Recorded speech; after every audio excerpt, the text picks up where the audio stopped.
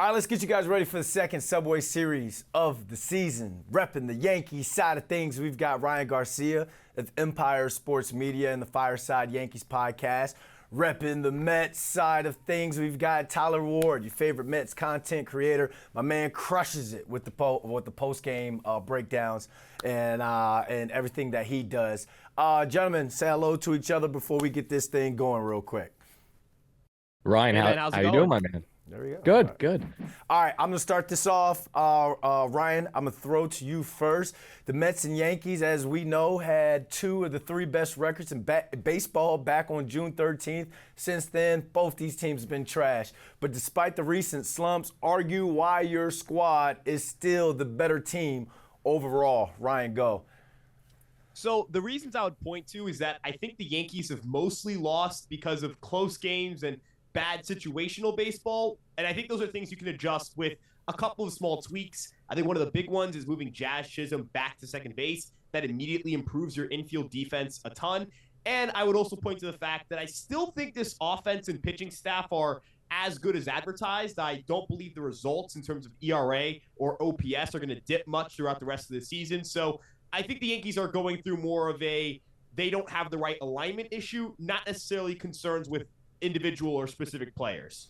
Tyler, the Mets look like they're slowly getting out of their slow June or their slump. Why are they the better team going into this Subway Series?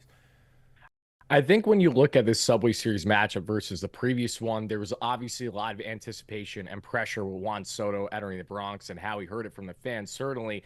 And since that point, the Mets have played some very inconsistent baseball. And over their past 18 games in particular, they're just 4-14. Not too much better than the Yankees, but still really, really bad over that stretch. But the reason why I have confidence in the Mets being the better team and this matchup in particular has a lot to do with not only the Mets being at home, in which they have been the best team not only in baseball potentially, but especially out of the National League at minimum, along with a lineup that is finally starting to kickstart some fire, and they woke up big time this past night at the time of us doing this recording over the young right-hander Wizarowski, who's been otherwise dominant for the Milwaukee Brewers so far this season. Yeah, the Mets have been really good at home. They've locked Queens down. They're defending the home court. But you mentioned Juan Sodto. The man has been absolutely incredible in the month of June, NL Player of the Month for the month of June. So that brings me to the next one. I'll start with you, Tyler. Who has to have a better series this time around, Juan Sodto or Aaron Judge? I think for everyone's sake, it needs to be Juan Sodto, right? Aaron Judge and the Yankees obviously bested the Mets in 2 games out of 3 in the Bronx, not all that long ago. But fast forward to now present day, Juan Sodto, who was just named the National League Player of the Month after having statistically the best month in Mets team history with at least 9 home runs, at least 20 runs scored, at least 20-plus walks, currently leads all Major League Baseball and 70-plus walks. So Juan Sodto is looking to have his big moment finally against his former club there in the Yanks, and hopefully we can see that transpire this weekend. Ryan, it looks like it's Aaron Judge, and then there's the rest of the team. Who do you think has to perform better this time around, Aaron Judge or Juan Sodto?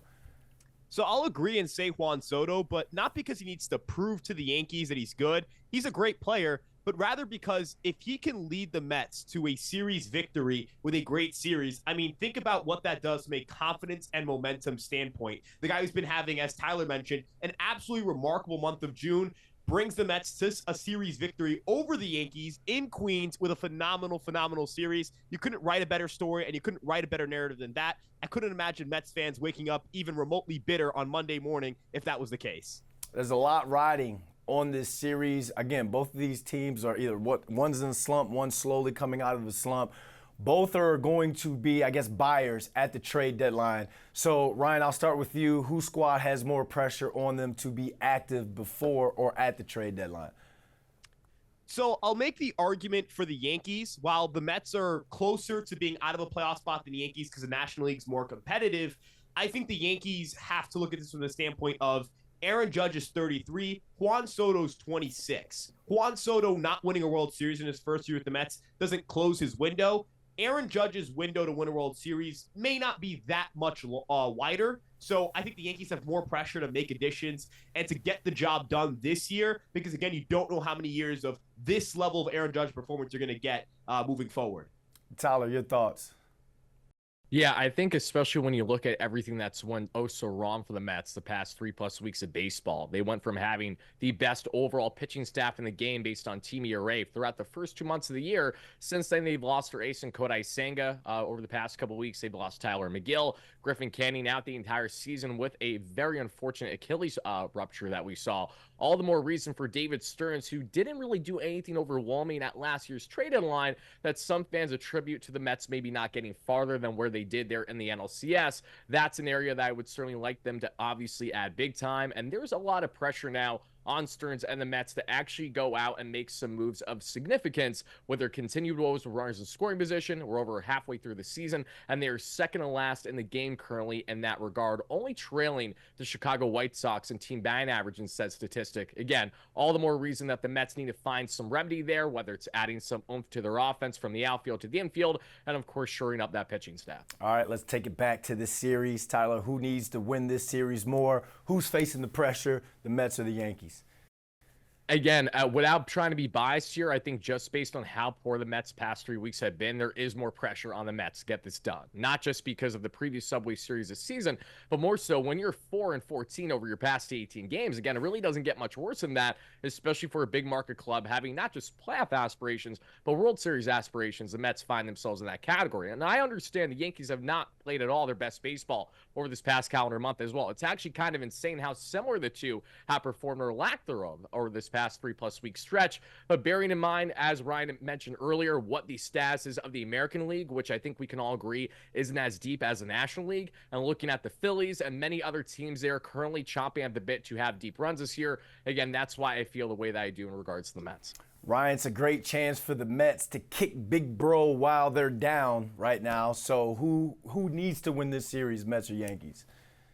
So I'll argue for the Yankees here, and the reason I'm saying that is because the Yankees went from kind of being in first place from start to finish or through this point in the season to now battling Toronto Blue Jays. And coming off of what is an absolutely terrible series in Toronto, they need something to get them going, something to give them maybe a little bit of breathing room. Maybe the Rays drop a couple of games or the Blue Jays drop a couple of games of the weekend and take the pressure off of feeling like you're about to blow a division that you were running away with just a month ago.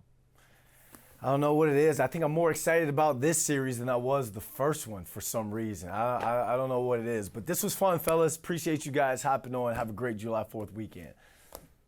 You too, Brandon, Ryan, always a pleasure. Thank you guys. Thank you.